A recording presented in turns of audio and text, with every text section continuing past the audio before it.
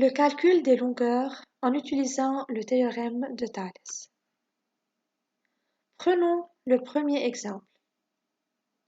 On a par hypothèse que AC est parallèle à BD et ces deux droites parallèles coupent deux droites séquentes en M. On connaît les longueurs de quelques segments et la question est de calculer la longueur du segment MC. On réfléchit à utiliser le théorème de Thalès, puisqu'on a par hypothèse les deux droites parallèles qui coupent deux droites séquentes, et on peut, à partir de ce théorème, calculer la longueur d'un segment.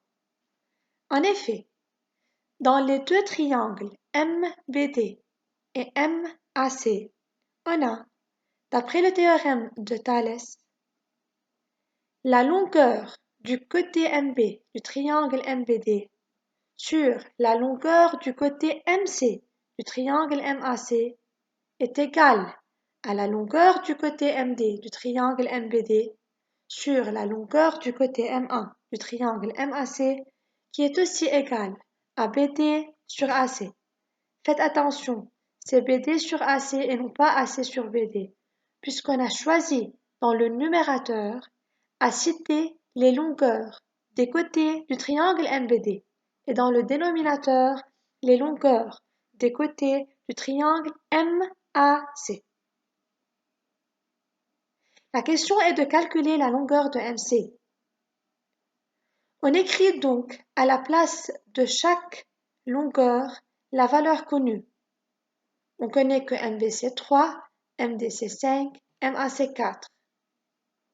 Et pour calculer la longueur MC, il faut choisir deux rapports égaux à une seule inconnue MC, c'est-à-dire les deux premiers rapports. On effectue le produit des extrêmes, on obtient 5MC est égal à 12, donc MC est égal à 2,4.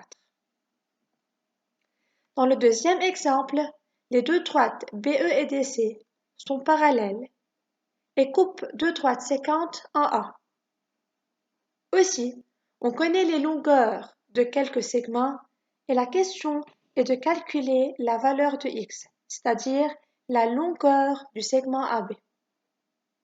De même, le théorème de Thalès est efficace dans ce cas.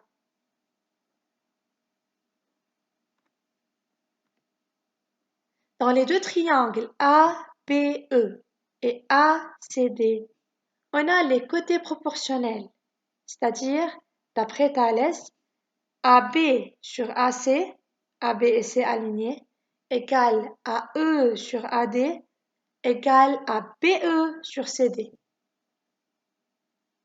À la place de chaque segment, on écrit sa longueur. AB c'est X, AC c'est X plus 2, AE c'est 6, AD c'est 6 plus 3, c'est-à-dire 9, et BE et DC n'ont pas de longueur connue. Pour calculer X, il faut choisir les deux premiers rapports, puisque ces rapports sont égaux et à une seule inconnue.